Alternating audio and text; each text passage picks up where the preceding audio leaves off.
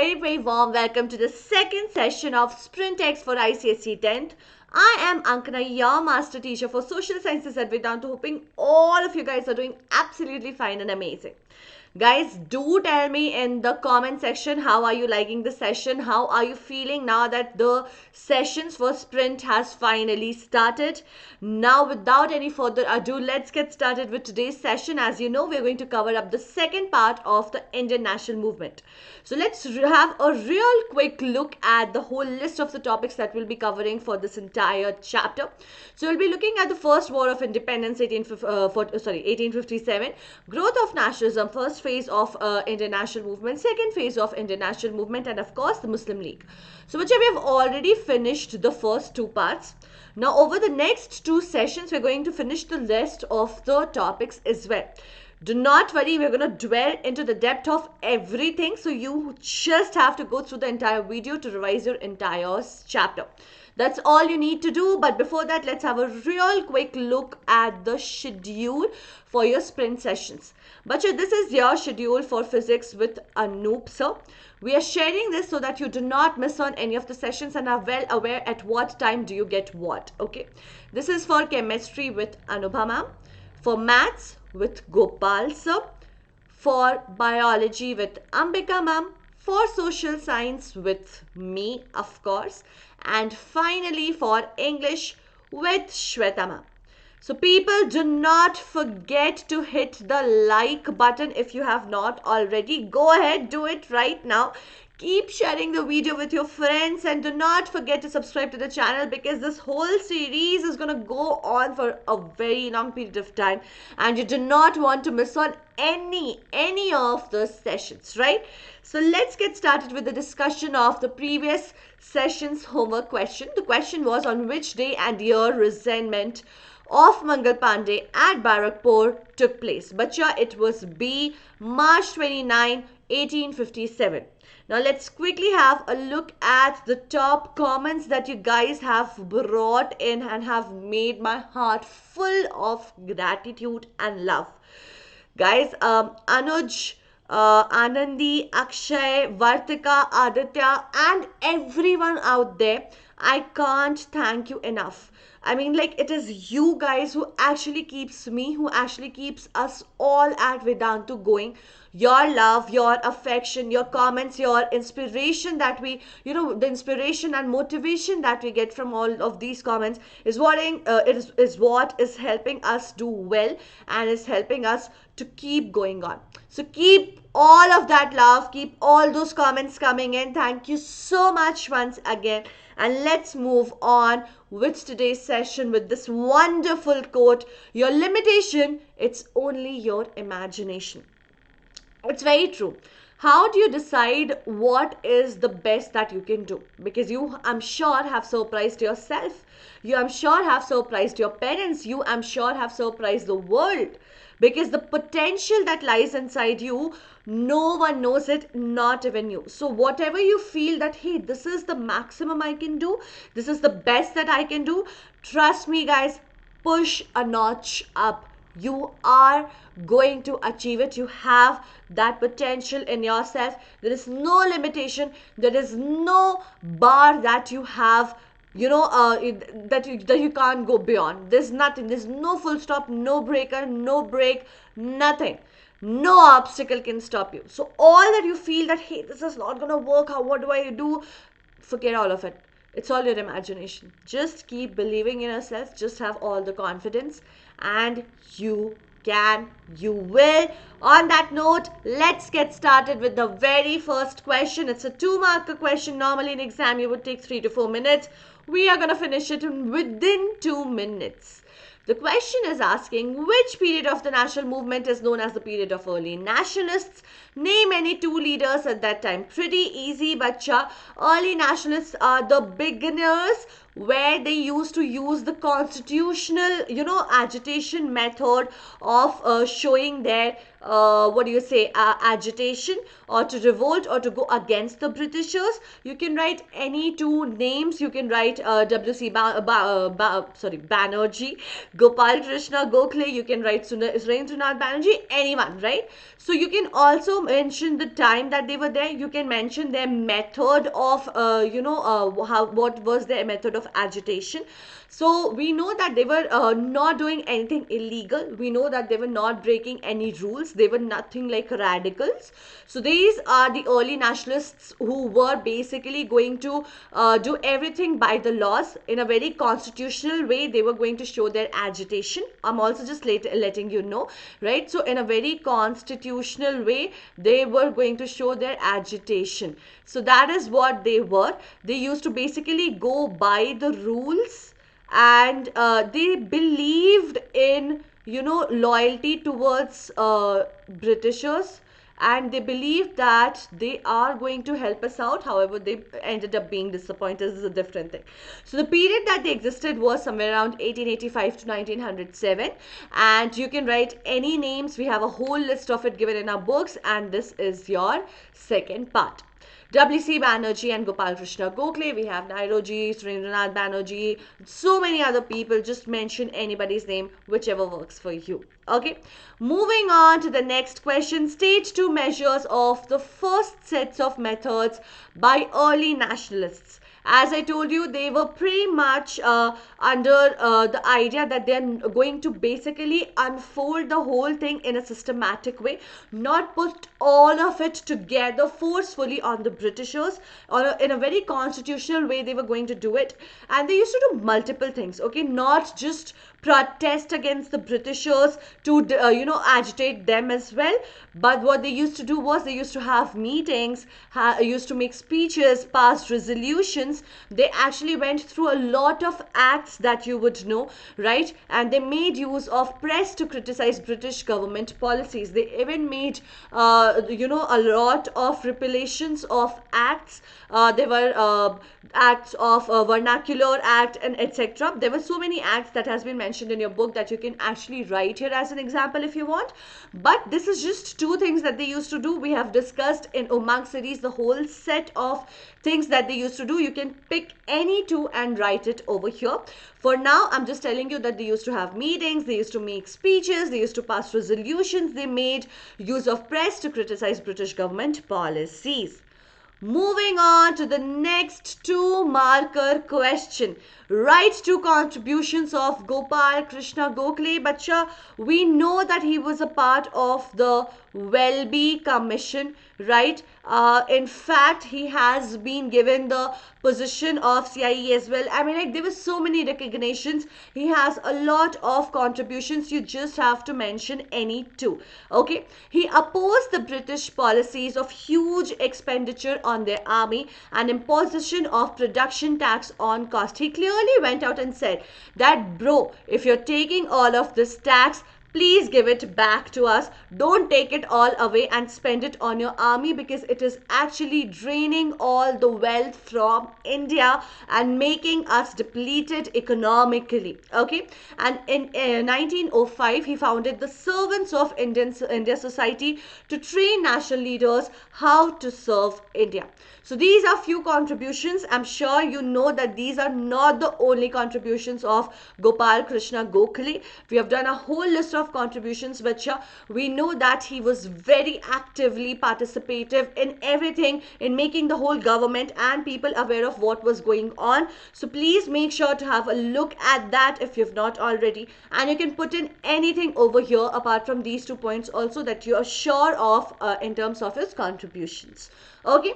Now, a quick reminder about the Vedantu Pro subscription, which gives us unlimited live classes. But see, live classes are there. That's always an advantage. But with YouTube, the thing is that with YouTube, you will always find limited number of classes. There are only, let's say, 6 classes, 8 classes, due to our limited slots, due to the teachers' availability, all of that is there.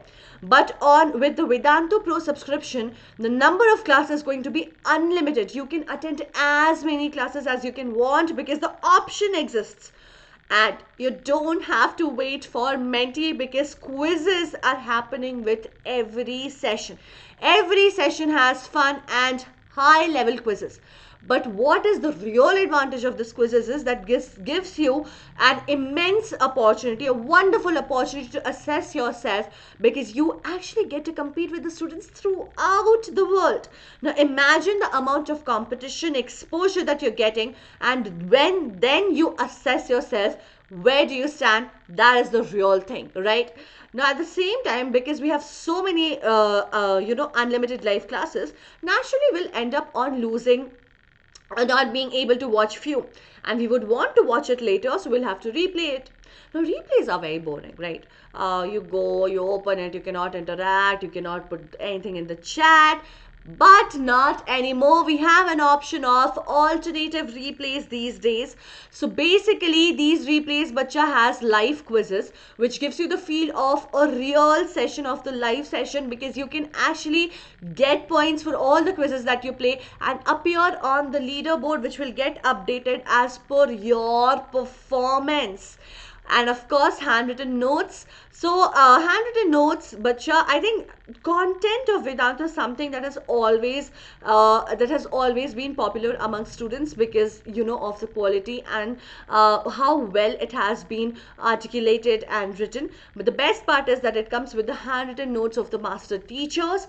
At the same time, none of you will walk out without your doubts being attained to or being listened to, most of it clarified, and every session will be followed with a set of assignment, and every month you actually keep on having tests, which keeps you on track with your progress and how and where are you going. So all of that will be happening with what?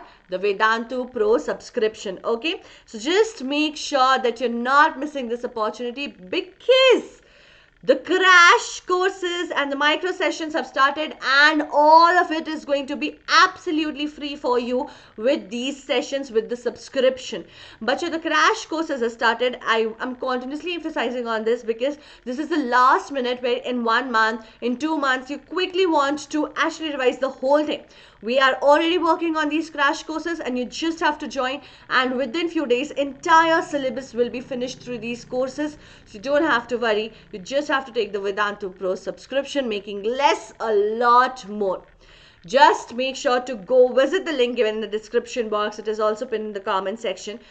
Or you can go on vdnt.in/ytpro. This is another place where you can go. AKEPRO is the code that you people are supposed to use. And if you actually look at the calculation, bacha, the 1 month plan which was coming for this is now coming for 2150 rupees. And if you do the calculation, it's just gonna cost you 11 rupees. So you're gonna get 200 classes, but 200 classes for 2200 rupees. In fact, less than that. And it's actually gonna come a little below 11 rupees. So this is super, super amazing. Do not miss this opportunity. As I told you, the link is there in the description box. It is also pinned in the comment section. Use the code AKEPRO and rock it. Now let's move on to the next question. But the question is of a 3 mark. It's a 3 marker question. Normally you would take 4 minutes, 5 minutes, because you need to articulate the answer. You need to recall the answer, and then you write it as well in your exam. We will finish it way before that. 3 to 4 minutes. Let's get started. Write about 3 administrative demands of early nationalists. Dekho. It's very simple. Okay, one thing that you have to keep in mind about any nationalists is, and this is I would say an umbrella answer that I'm giving to you. It's a tip that you can use, that all of them wanted good for Indians. They wanted them to be educated. Why? Because they wanted them to be part of the government institutions. So they wanted that more and more Indians actually participate everywhere. They're more actively present out there. Okay, so Indianization of services through simultaneous Indian civil service examinations both in India and England. So bacha, till now civil services examinations only used to happen in London. So any Indian who wanted to appear for it had to travel to England and appear over there, which was not easy and possible, especially for the people who were not economically stable. So one thing, see again over here is participation of Indians in the civil service examination. So this is point number one. Remember, it was always about more and more Indians into more and more government services, right? Second, the problem was that people who were being arrested were not actually taken up for trial.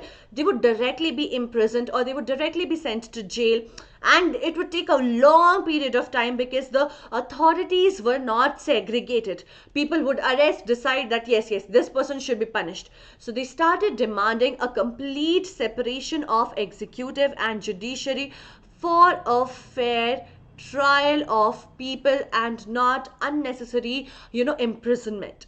And they made these demands to protect Indians from arbitrary acts of the police and bureaucracy. So they did not want the Indian nationalists to become a victim of their agitation. So they wanted a fair means of proper trial, right? And of course, increase in the power of local bodies and reduction of official control. So guys, even at the level of local governments, the Britishers were very interfering to the micro level. So they clearly said that, hey, at some level you have to let us go out, you have to let us be, you cannot be so interfering and so controlling, right? So these are few things that they had demanded for. They had even demanded for Swaraj.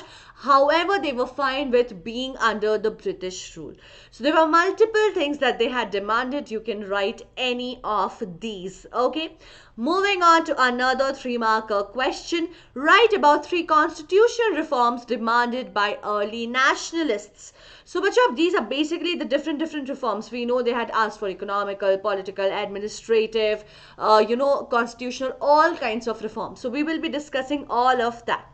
So bacha, they wanted larger share in the government, as I told you, right? So any kind of reform, early nationalists, radicals, everyone wanted just Indians to be more participative, more in number everywhere where Britishers had taken control. That was a way of letting them out. Similarly, early nationalists also wanted that a larger share in the government of their country should actually be of Indians and not of the Britishers. So 3 constitutional reforms that they demanded were, of course, abolition of Indian Council, okay, increase in membership of Indians in chambers of commerce, universities, etc. And by the beginning of the 20th century, they made a demand for Swaraj within the British Empire. As I told you, this I've already told you. However, this was more of a constitutional reform. So these were lists of reforms that they were asking for. They said that fine, even if you are going to be there, it's okay. But please let us have our Swaraj independence, independent India, Swaraj independent rule. So that is what they had asked for, which radicals were not in favor of. They wanted complete Swaraj. They were like, no British rule, no umbrella that you guys are going to put us under, no overshadowing. You have to leave completely. So that is how they were different. Moving on to the next part. What were the civil rights demanded by the early nationalists? Bacha, there were basic censorships, right? We know that there were basic censorships that these guys, the Britishers, had put upon us. For example, there was no freedom of expression, there was no freedom of speech, there was no freedom of press. All of these things, which are basically our fundamental rights right now, were snatched away from us. So they basically asked for it back, that sir, this is what we have, please give it back to us. So they had asked for the removal of restrictions on freedom of speech and freedom of press, abolition of Preventive Detention Act, and restoration of individual liberties, fundamental rights, freedom to live, right, and restoration of right to assemble and to form associations. Even this basic thing under the censorship of Britishers was not allowed. So they basically said, and this is where even our fundamental rights comes from, as I told you, that please, these are our basic rights, okay, as a citizens, basic rights of any citizen. So they said that please let us at least enjoy the basic things that as citizens we deserve to. Okay, moving on to the next question, question number 7. Bacha, this is a 4-marker question. Normally you would take, because at least 4 points is what you have to mention minimum. Go up to 5 or 6 ideally, right? So 6 to 7 minutes, it will take a minute or two for you to recall, to actually put it in words in your mind, and then of course few minutes to write it. We are going to wind up, I'm telling you, within 5 minutes. 5 minutes is also a lot. Okay, write about the contributions of Dadabhai Naoroji. Bacha, he has a lot of contributions. He himself actually was very educated. Okay, he was educated, he was a professor. Now more than that, the thing is that he started magazines, he actually went to the lengths of forming associations. He was the first person to become a part of the House of Commons. I mean, like, immense contributions. He has done a lot of things. Okay, so Dadabhai Naoroji was born in a Parsi family on September 4th, 1825. He was popularly known as the Grand Old Man of India. He founded the Bombay Association and edited the newspaper, not magazine, newspaper, Rast Gaftar. He also started movements against Vernacular Press Act. Okay, so basically Vernacular Language and Press Act was actually not letting people read the newspapers and a lot of things in their own language. See, regional language is something that has always united India. Its diversity has been its beauty, right? The unity in it. So Britishers were trying to hit upon that. He went against it. He was India's unofficial ambassador. He fought for the cause of his country. We know he did. In 1865, he founded the London India Society. He was the first Indian to become a member of the British House of Commons in England. Guys, and there he went for what? To voice out the concerns of India and challenges and make them aware of what really was happening over here. He also brought to notice the House important matters related to India. He was instrumental in exposing the economic ills of India. In fact, he is the first person who actually came up with the idea, the point that we are being drained out, drainage of this whole thing. The drain theory was given by him. The drainage of the economical drainage, the drainage of money was happening because basically the whole money was being drained out from our country and was flowing to England, right? So he was an avid economic thinker. His work, Poverty and Un-British Rule in India was popular. In drain theory, he has explained how India's wealth was being drained to England through various ways. Dadabhai passed away in 1917, leaving an example of selfless service to the nation. So these are few of his contributions. Okay, you can write it in multiple points as well, or you can write it in paragraph, however you wish to. Moving on to the next part, 4-marker question. Write about the contributions of Surendranath Banerjee. But yeah, we know he was a little aggressive, but he was the first one actually to be a part of the civil services. And we know that even in the Bengal partition, he clearly put his foot down and was completely against it, and he even expressed his agitation or not, I would say, not support viewpoint so clearly out there that he was actually dismissed from his position as a civil servant. His position had to go away. So but he did not lose his stand.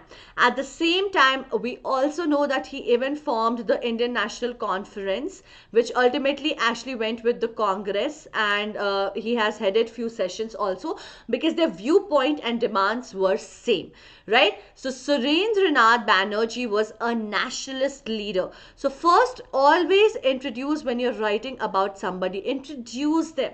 It is very important before you write about the contributions, you give a little gist of who they were, right? Like how we saw with Dadabhai Naoroji also, we have spoken about where he was born, he was educated, the books that he has written, he was born in a Parsi family, stuff like that. Similarly, talk about Surendranath Banerjee as well.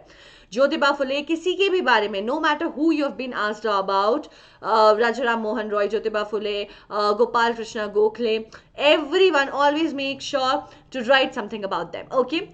So he was a popular journalist and dedicated educationist. Bachcho, we know all of them were pretty well educated. The early nationalists always mention that, because that's where they got a major inspiration from, right? He was born in Bengal in 1848. He was the first Indian to qualify the Indian Civil Service examination.